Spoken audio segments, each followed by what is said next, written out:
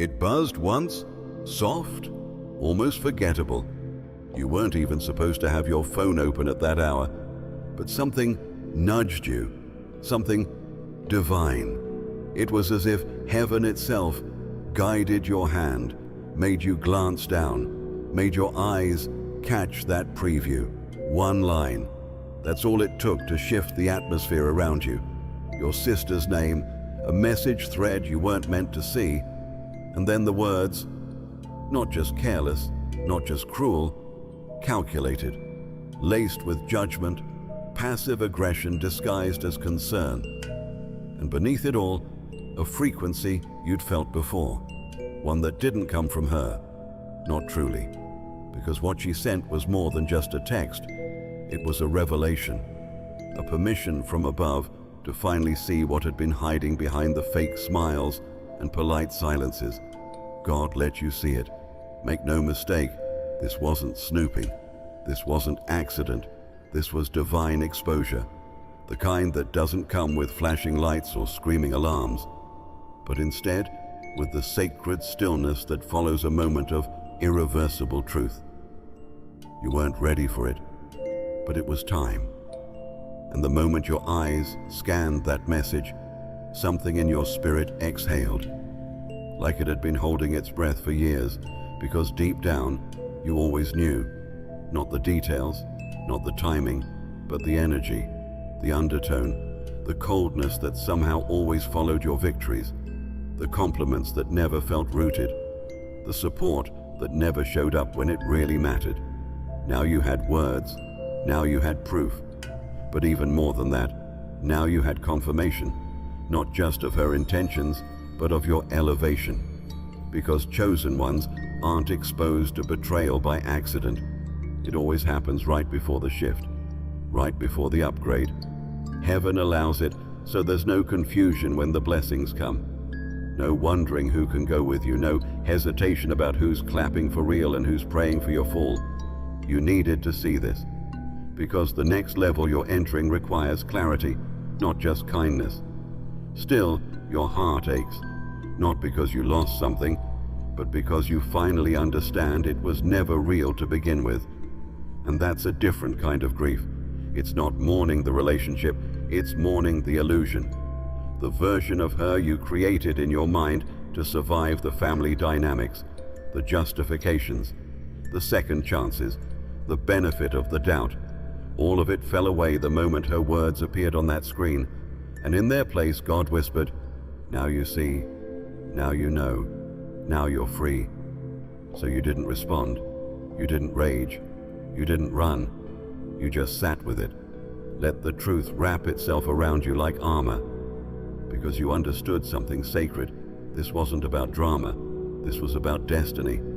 And the message she sent wasn't just a betrayal, it was a confirmation, a holy invitation into a new season. And it all started with one buzz. She tried, for longer than even she realized, to smile in your face and smother the static in her soul, to send emojis with little hearts while her spirit twisted behind the screen.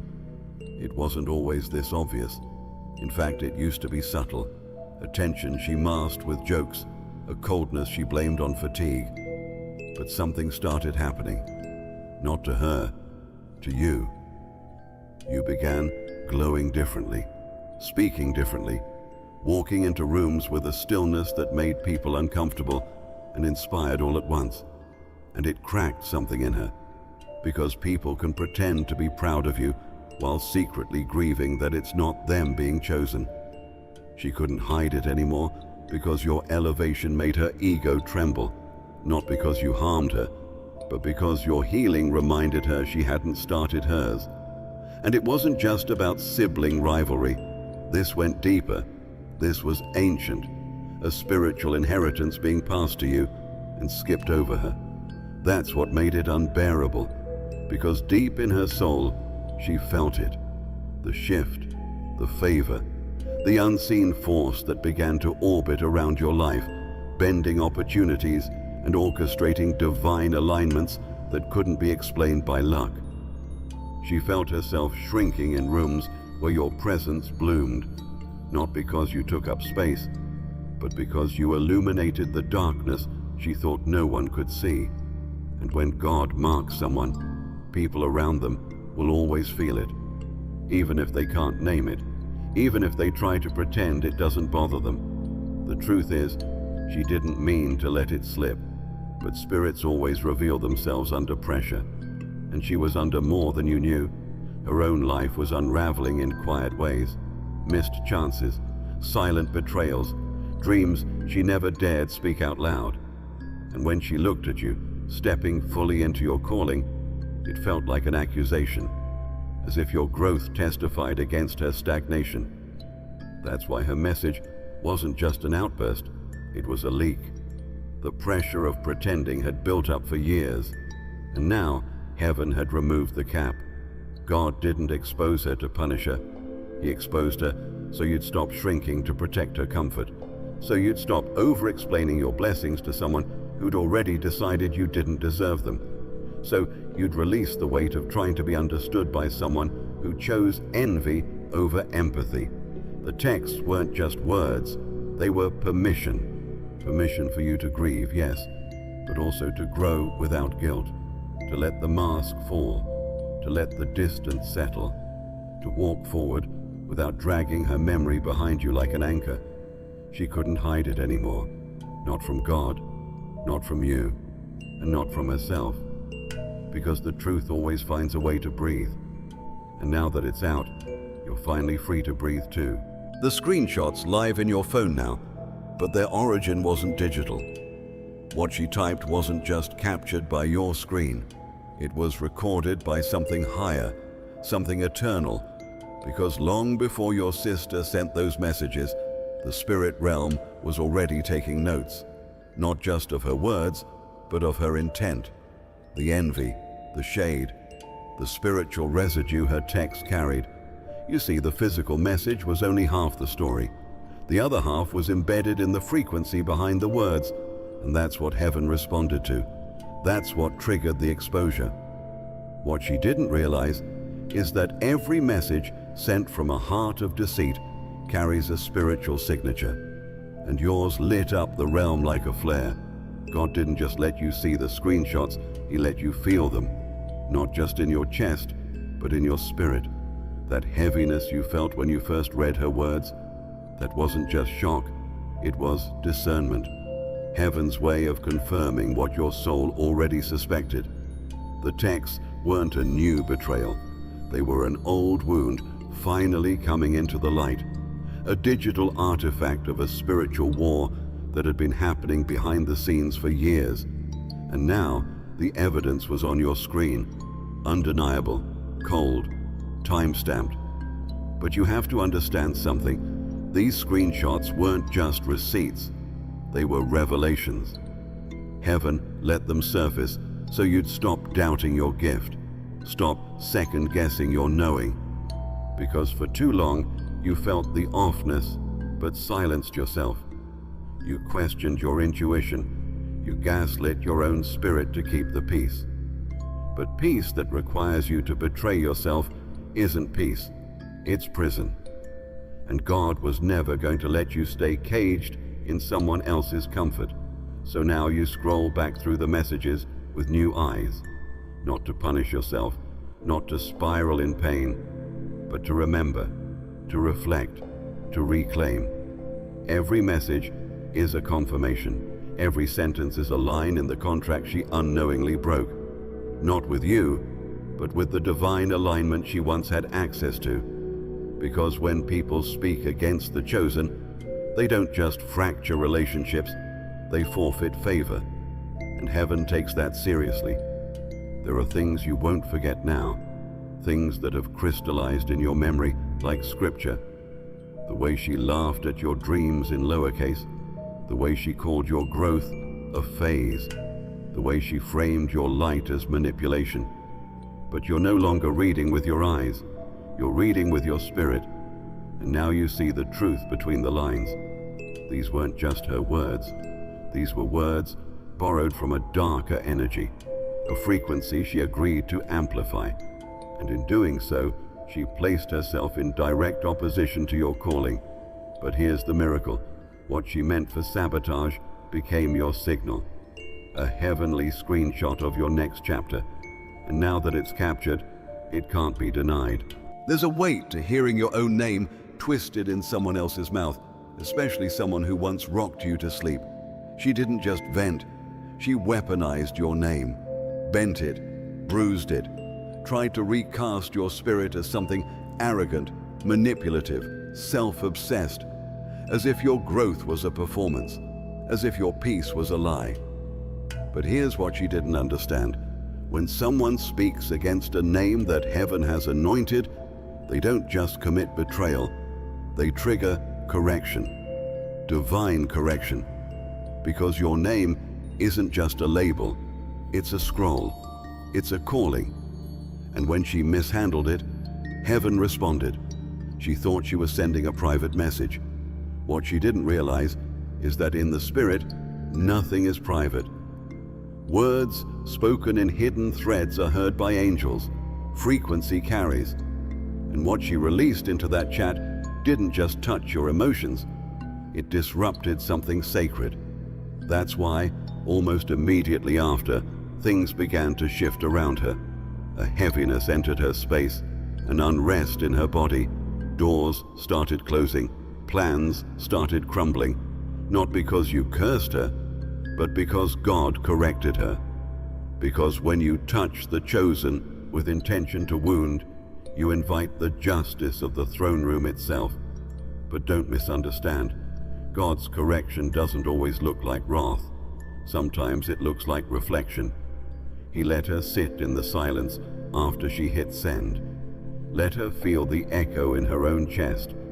Let her stare at the little delivered notification and realize no text could undo what heaven had written about you.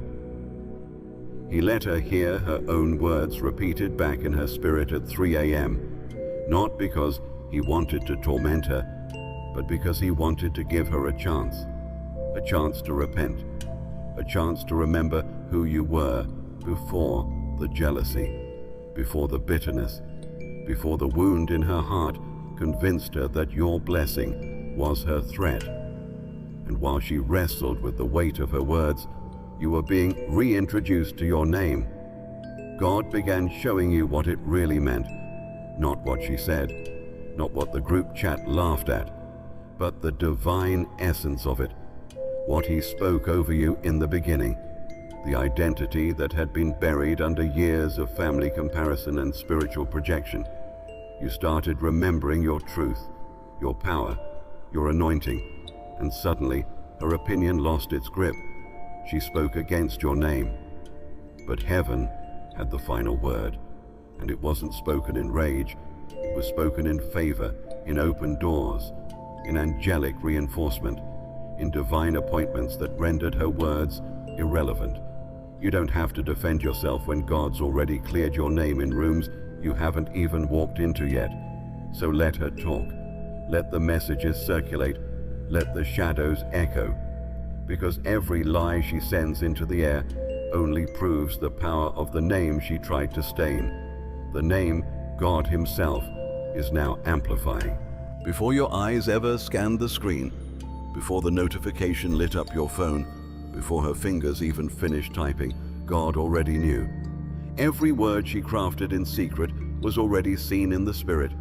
Not just the message, but the moment, the timing, the temperature of her heart, the resentment hiding behind the emojis, the false concern buried beneath passive phrases.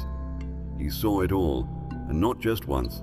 He saw it when it first formed as a thought, when she let it swirl in her chest, when she chose bitterness over blessing.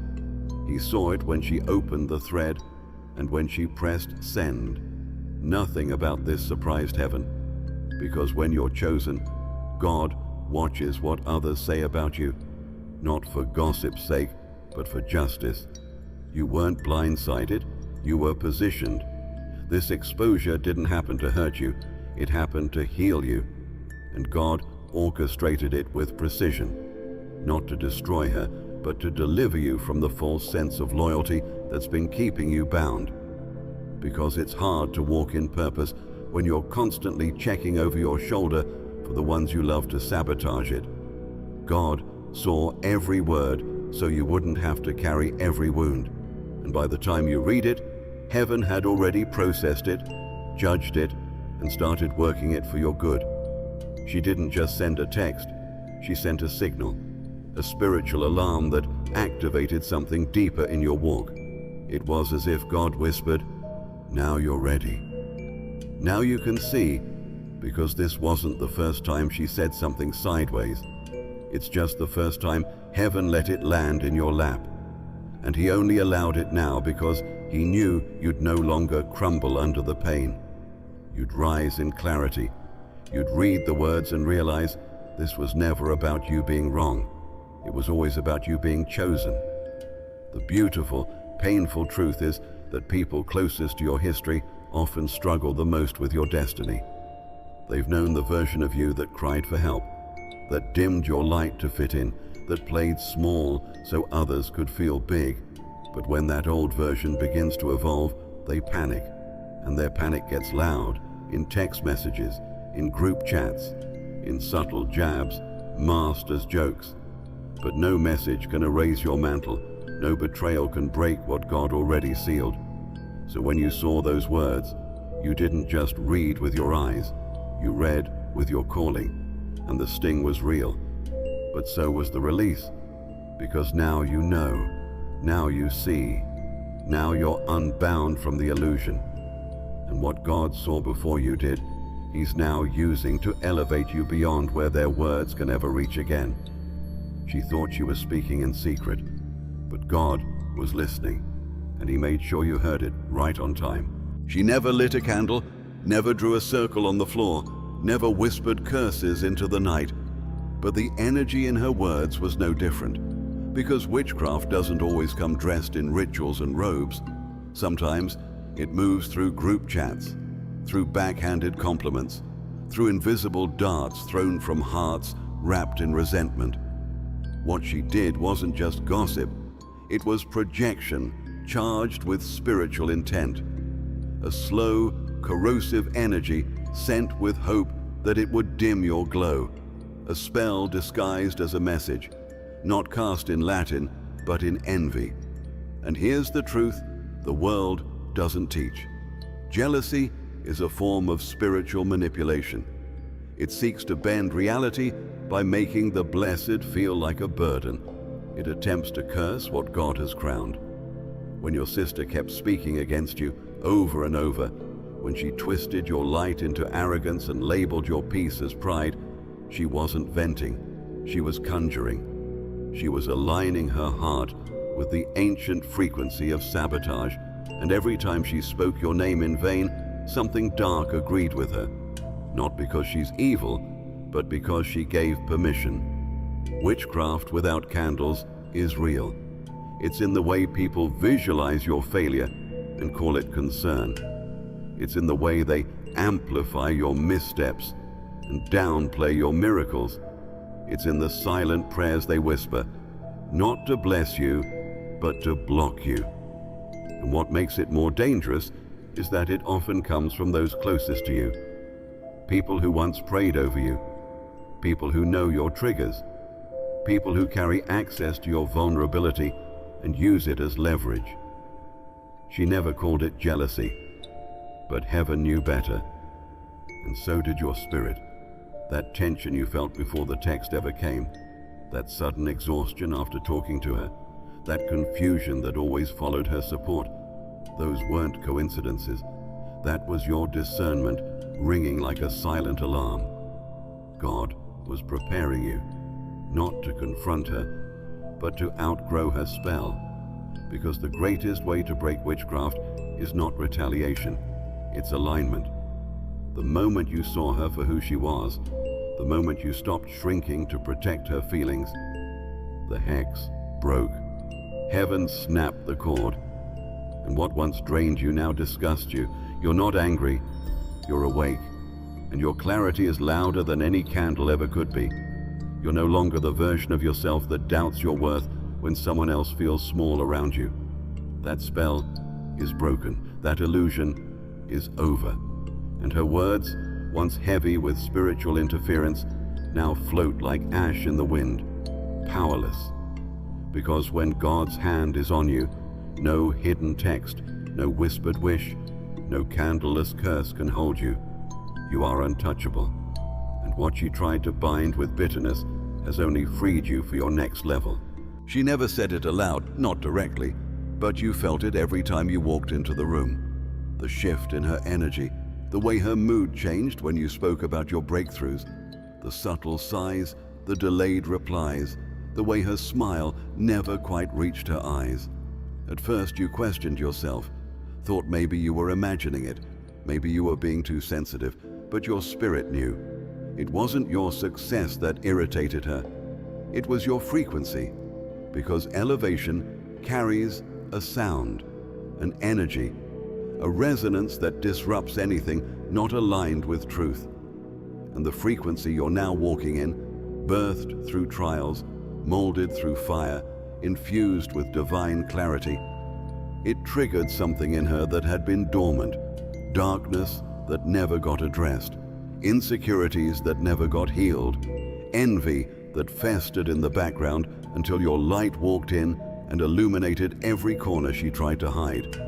You didn't do anything wrong, you just kept growing. And your growth became a mirror she didn't ask to look into. That's the painful part of becoming who you're called to be. You start waking up things in people they never intended to deal with. And most won't say, "Your light is making my shadows tremble." Instead, they'll call you fake, arrogant, overconfident. They'll say you've changed, as if evolution is a betrayal. They'll rewrite your story in group chats to protect their pride. But the truth is, you didn't trigger her darkness because you were offensive. You triggered it because you were authentic, and realness disrupts repression.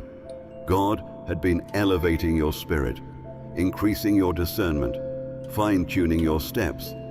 And as your frequency aligned with your divine calling, everything unhealed around you began to react. That's why she became colder, quicker, why her messages turned from support to subtle sabotage, not because you wounded her, but because your presence awakened something in her that didn't want to be seen. That's not your fault, that's her battle. But now that you see it clearly, you're no longer responsible for soothing what your growth exposes. Let this settle deep in your soul. You are not too much. You are not the villain in her insecurity story. You are just vibrating higher than she was willing to rise. And instead of meeting you there, she tried to drag you back down through whispers, texts, and sideways conversations. But you didn't take the bait. You kept rising. And that's why God kept covering you, because He saw the war being waged not on your timeline, but in unseen dimensions. A war of words, a war of energy, a war of frequency. And you won, not by fighting, but by staying true to your light. It doesn't start with malice. It starts with confusion.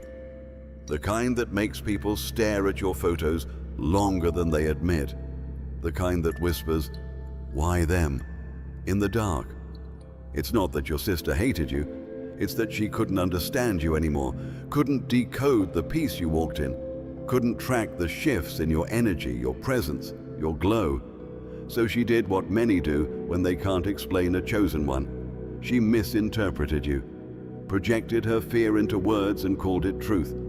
And those words became texts, rapid, spiraling, emotional, half accusation, half cry for clarity, but all rooted in confusion. Chosen ones unsettle people, not because of what they say, but because of what they carry. And when someone's spirit isn't anchored, your light becomes a disruption. You didn't provoke her, you didn't insult her, you simply evolved. And that evolution confused the version of her that only knew you from the past. The one who remembered your silence, your hesitation, your struggle. But now you speak with conviction. You move like someone who knows they're being guided.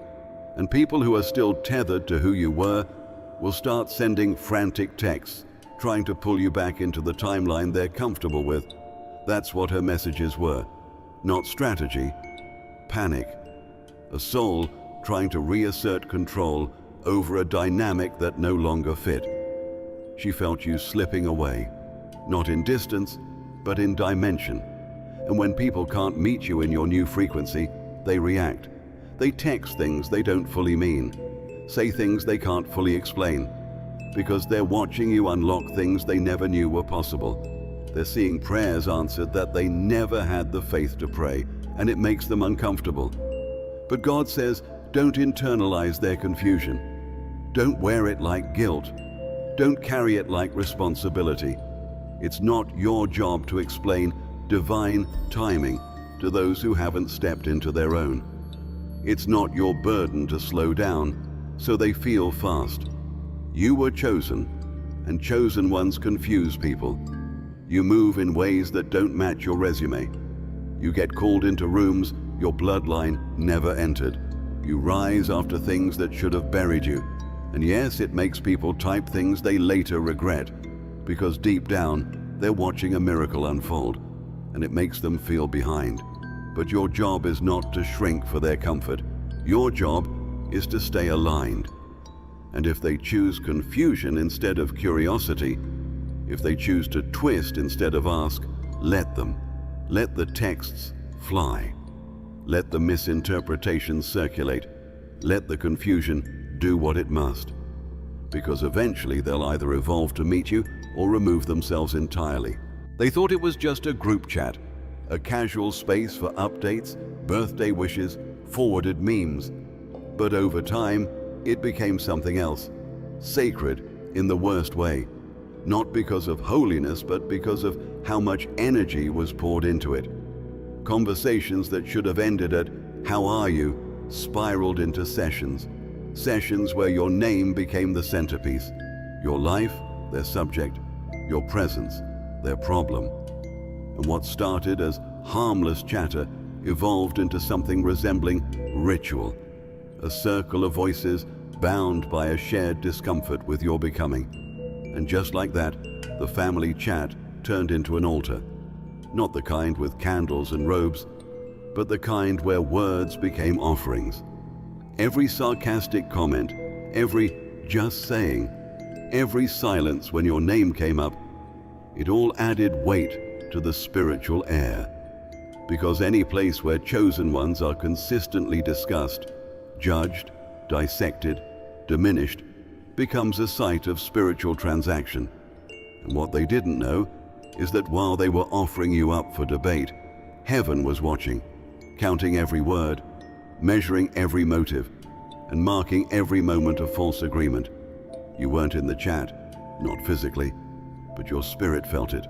That fatigue you couldn't name, that restlessness that hit after family dinners, that sudden drop in energy when your phone lit up.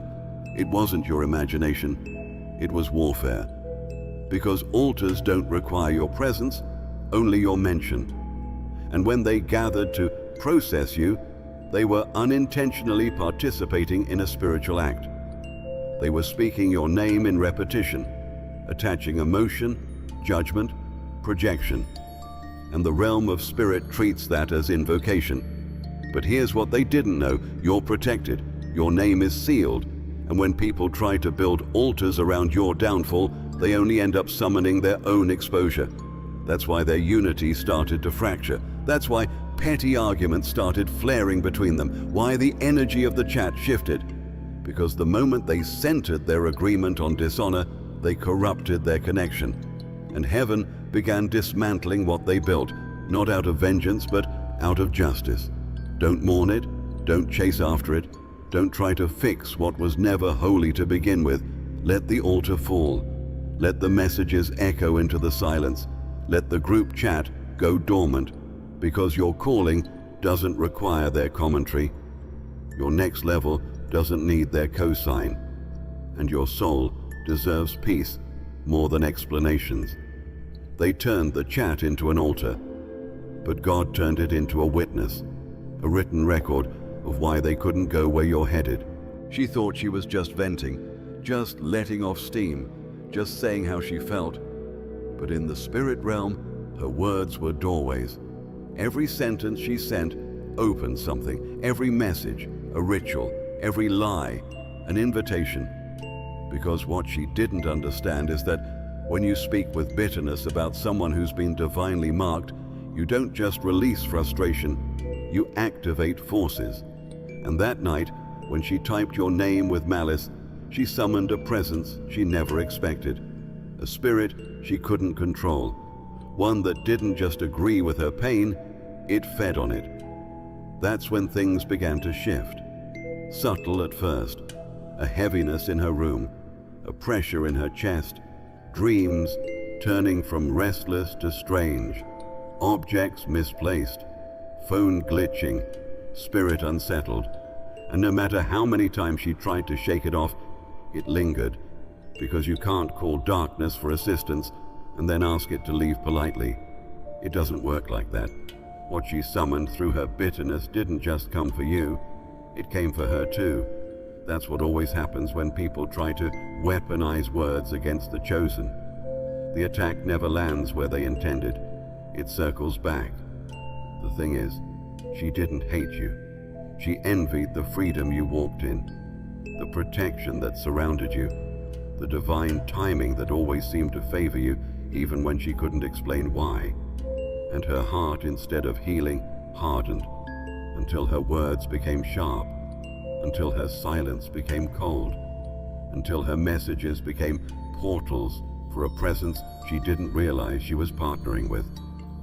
That's how the spirit entered, not through ritual, but through resonance.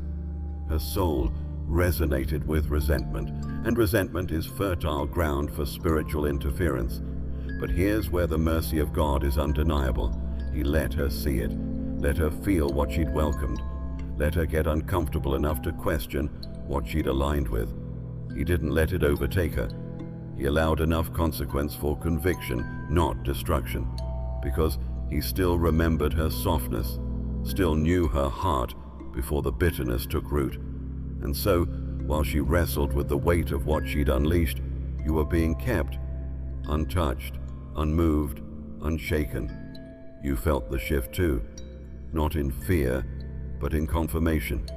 Your discernment sharpened, your clarity deepened, and your protection increased. Because when spirits are loosed in your direction and still can't touch you, it's proof of the authority you carry. You didn't need to clap back. You didn't need to respond. Heaven did that for you. She summoned a spirit, but God sent a shield. And now, the one who tried to shake your foundation is learning firsthand what happens when you speak against someone covered by divine fire. They thought it was just you, just your human eyes reading those messages, just your heart breaking in silence. But what they didn't realize was that you weren't reading alone. God was there, beside you, within you, reading line by line, not shocked, not shaken, steady, sovereign, watching you process pain through the lens of purpose. And while their fingers danced across their keyboards in secret, heaven was already turning every word into fuel. Fuel for your next chapter. Fuel for your authority. Because when a chosen one is betrayed, they don't just cry, they ascend. You weren't just reading receipts, you were receiving revelation. Every sentence she typed was confirmation of things you used to doubt, the patterns you brushed off, the tension you excused, the subtle shade you internalized as your fault.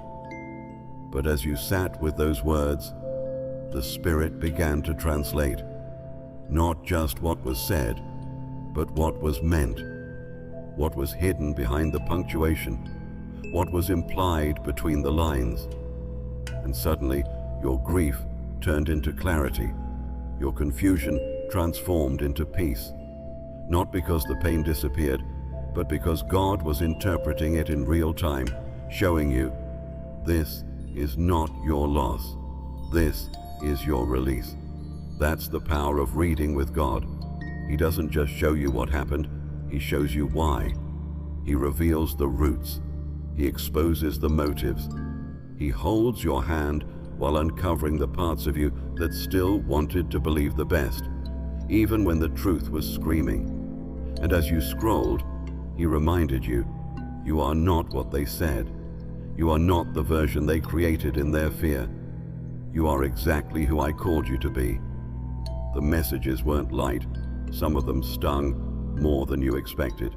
But even then, God buffered the blow, shielded your identity from the shame, covered your heart from the sting of misrepresentation, and instead of retaliating, you remembered who you were, who you are, who you've always been becoming. Because reading with God means that nothing sticks to you unless it's part of your story. And betrayal was never your identity. It was simply the unveiling that had to happen so destiny could proceed unchained. They didn't know. They assumed you'd spiral, that you'd fold, that you'd fall into the trap of defending yourself, explaining yourself, reducing yourself. But you didn't, because reading with God activates restraint. It awakens royal posture. It reminds you that when heaven is a witness, there is no need to scream for justice. It's already been signed in blood and sealed with favor. Let them gossip. Let them speculate. Let them quote you out of context. You're no longer trying to rewrite their narrative because you've aligned with the author himself. You used to think it was just small talk, just family chatter, random comments that didn't mean much. But now, looking back, you see it, the thread, woven through every conversation, every side-eye compliment, every passive phrase she slipped into the group chat. It was always there, a subtle pattern of reduction, not enough to start a fight, just enough to shift the energy, to make others see you through a tinted lens, a distortion too quiet to confront, but too loud to ignore. And the more you remember, the more it becomes clear. She wasn't just speaking, she was stitching a quiet case against your character, one thread at a time. That's how the spirit of sabotage works. It rarely shows up shouting. It works in whispers, in implications, in invisible fingerprints on other people's perception of you. A question here, a concern there, a just saying dropped like bait. And before you even realized it, the room had changed. People paused before celebrating you. Their support came with disclaimers, not because of what you did, but because of what she threaded through them, slowly, strategically, spiritually. But what she didn't know is that God saw the thread before you did. He saw her weaving dishonor into conversation, saw her shape your name into something unfamiliar, saw her wrap judgment in false concern and call it care. And he let her keep weaving, not because he wasn't watching, but because he wanted the pattern to be undeniable when he cut it. That's what this moment is, the cutting, the unraveling of everything she stitched in secret. And you're not here to rage about it. You're here to witness the truth finally standing up straight.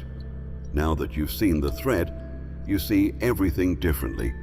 You understand why certain doors closed, why certain opportunities shifted, why people began treating you like a version of yourself you didn't recognize. It wasn't random, it was sown. But here's the miracle. God kept your name intact. No matter how much she tried to tailor it to her bitterness, heaven refused to let the thread take root. And while her words may have influenced a room for a season, they never altered your destiny. Because chosen ones can't be stitched into someone else's story. Your life is a divine design, and anything woven against you will unravel under the weight of your calling. That's why she's losing control of the narrative now. Why people are starting to notice the inconsistency, the contradiction, the gap between who you are and who she tried to paint you as. God is reversing the thread, and every conversation that once worked against you is now becoming evidence for you. The needle broke, the thread snapped, the truth is out. She didn't say it to destroy you. That's the part that makes this harder to accept. Her words weren't sharp enough to stab, but they were heavy enough to slow you down. That's what made them dangerous. Not the volume, but the velocity. What she said was never meant to be your end. It was meant to delay you, to drag your spirit just enough to miss the divine timing of your next open door, to plant hesitation where there should have been momentum, to make you question the mirror right when you were learning to love your reflection. But God didn't let it land. He didn't let the delay stick. He interrupted it. Because she knew what she was doing, even if she couldn't name it. She saw the shift in you, the sharpening, the quiet authority, the way rooms began to bend toward your energy, and something inside her panicked. So she did what hurt people do when they haven't healed. She tried to slow what she couldn't stop, with words, with shadows, with doubts spoken just loud enough to echo in your heart when no one else was listening. Her goal wasn't to break you, it was to blur you. That's what jealousy does in its most subtle form. It whispers just enough to make you second-guess your next step. It claps for you publicly, but holds its breath in private, hoping you trip. And when you don't, when you keep rising, it rewrites the story so your glow looks like arrogance, your peace looks like performance, your purpose looks like manipulation. But God saw the intent behind the sentences, and what she meant to entangle you, He's now using to elevate you. Because here's what's true. Delay is only effective when you believe the lie. And you almost did. You almost shrunk. You almost stayed quiet. You almost paused your evolution to keep her comfortable. But something divine kept pushing you forward, kept reminding you of the promise, the vision, the oil. And now you see it clearly. Her words weren't personal. They were spiritual interference. But even interference can't stop what's been scheduled in heaven. God is redeeming the time. Every minute lost in confusion, every hour spent doubting, every season you watered relationships that only drained you, it's being restored. And not just restored, multiplied. Because when you pass the test of betrayal without turning bitter, you step into acceleration. That's what's happening now. Her delay couldn't detour what was divine. It only exposed what needed to be cut. She spoke with the intent to slow you, but God used her words as a wind to push you faster. She didn't mean for it to happen. Not when she forwarded the screenshots. Not when she vented in group chats or reenacted your words with a smirk. She expected her audience to agree, to affirm her narrative, to roll their eyes when your name came up. And for a while, they did. Out of loyalty, out of habit, out of not knowing you for themselves. But then, something shifted. The more she talked, the more they listened. And the more they listened, the more they wondered. Why does she always bring them up? Why does this energy feel off? Curiosity cracked the door, and that's all light needs. A sliver. They started watching you, quietly, scrolling through your photos, replaying your words in their minds, reconsidering things she tried to mock, because what she spoke in slander, they began to hear as substance. And without realizing it, her obsession with your name became the bridge to your revelation. She didn't mean to promote you, but that's what always happens when people try to tear down someone who's covered. The frequency carries, and now the very ones she recruited to misunderstand you are being drawn in by your glow. That's the irony of spiritual jealousy. It doesn't just fail, it flips. What she meant as a smear became a spotlight. Not because you defended yourself, but because light never argues, it just shines. And they noticed, not just your wins, but your warmth, the peace in your posture, the silence in your response, the fact that you never clapped back, never tried to gather support or retaliate. You just were. And in that stillness, they found truth, the kind that contradicts gossip, the kind that awakens questions. What if she's not what we were told? What if there's more to this story? What if the one they tried to break is actually the one God is backing? One by one, they started reaching out in subtle ways. A like, a message, a shared post. They weren't ready to admit it yet, but their spirits were drawn, because chosen ones carry a light that interrupts darkness, even secondhand. And while she continued weaving her narrative, her circle started unraveling, not from confrontation, but from quiet revelation. The light was too strong, the peace too loud, the favor too undeniable. God let them see it, not to shame her, but to free them. Because people connected to a bitter voice often don't realize they're being held hostage by projection. But your presence, even at a distance, disrupted that chain. And now, the same mouths that once echoed her words are beginning to seek yours. She didn't plan it this way, but in trying to dim your light, she made it impossible to ignore. You thought at first it was personal, a sibling thing, family tension, childhood wounds that never healed properly. You told yourself it was normal, that every family has this, that your bond with her would bounce back, that maybe you were reading too much into the silence, the tone, the texts. But now, with everything exposed, you see it with divine clarity. This wasn't just sibling drama, this was warfare, spiritual, targeted, timed. And she wasn't just irritated with you, she was in agreement with a spirit that's been trying to block your purpose for generations, because the enemy doesn't attack what isn't threatening. And there's something on your life, a frequency, an anointing, a mantle, that her words tried to suffocate, not because she's evil, but because she became a vessel, a mouthpiece for opposition disguised as family. That's how it works. The closer the voice, the deeper the wound.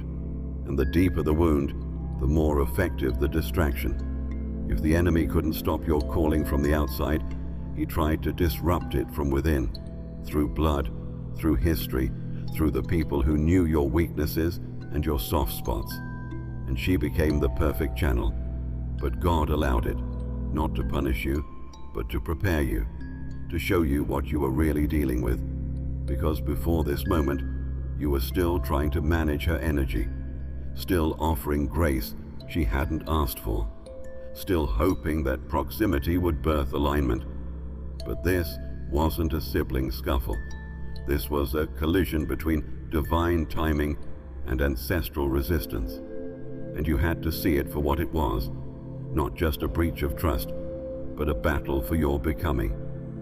She didn't start this. The spirit behind her did.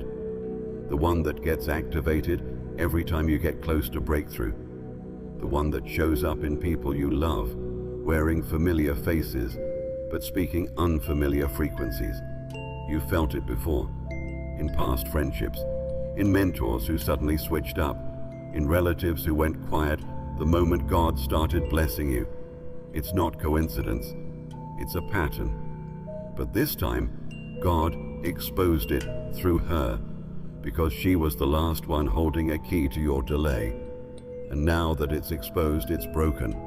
Not the relationship, the agreement, the spiritual contract she entered, knowingly or not, to be used as a delay in your destiny. Heaven tore it. Heaven rewrote it. And heaven is now repositioning you for a release so big, it had to come after a rupture. This was never just about her. It was about legacy, about lineage, about what ends with you. So mourn if you need to, but don't mistake this for a petty fallout. This was a war, and by the grace of God, you won. This didn't happen by accident. This wasn't a random exposure or a family feud that got out of hand. This was divine orchestration. Heaven pulled back the curtain not to show you how low they could go, but to show you how high you're rising. God let it happen. Every message, every betrayal, every unsettling moment, not to break you, but to reveal you, to wake you up to the truth you kept shrinking away from. You're not who they said you were, you never were. But it took the fire to burn off their words. It took the screenshots to break the spell. It took the silence between you and your sister to finally hear him clearly, because you were still trying to earn love from a room that was threatened by your light, still trying to prove that your glow wasn't arrogance, that your evolution wasn't betrayal, still hoping that if you softened yourself enough, she'd finally clap for you without that tightness in her voice. But God had to let the tension rupture.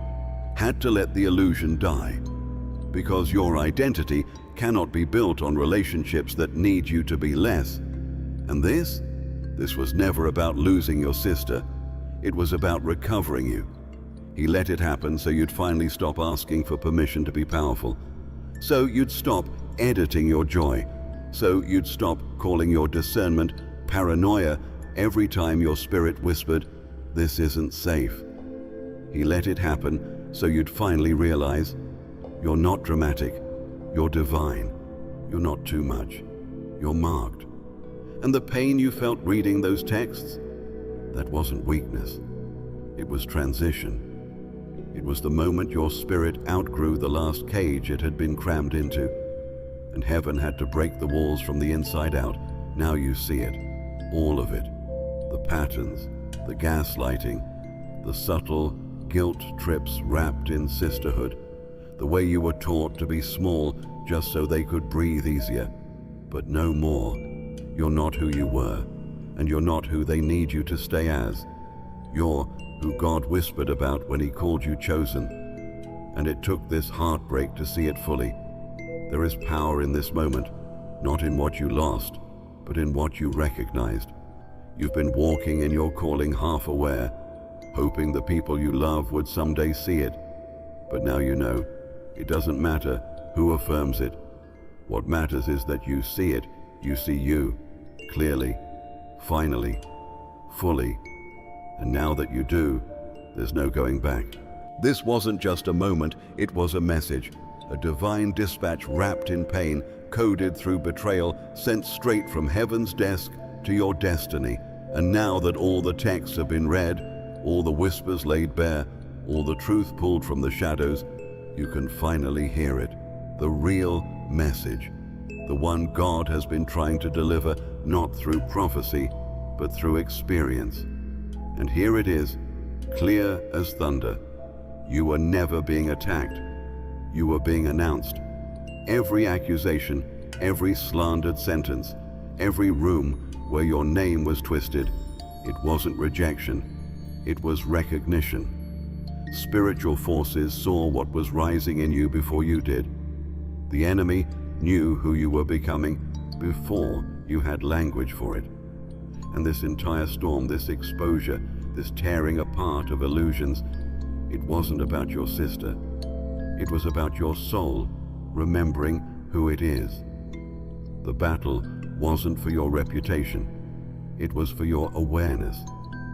Because once you see clearly, once you know what you carry, you become unstoppable. Heaven is not mourning what you lost. Heaven is celebrating what was removed. There is no grief in God's voice over this exposure, only instruction. And this is what He's saying now. You are ready. You've passed the test. You've seen the truth. You've stayed silent when you could have struck. You've chosen alignment over attention. You've mourned, but you didn't melt. You stayed planted in me. And now, everything changes. You see, some upgrades are triggered not by victory, but by betrayal.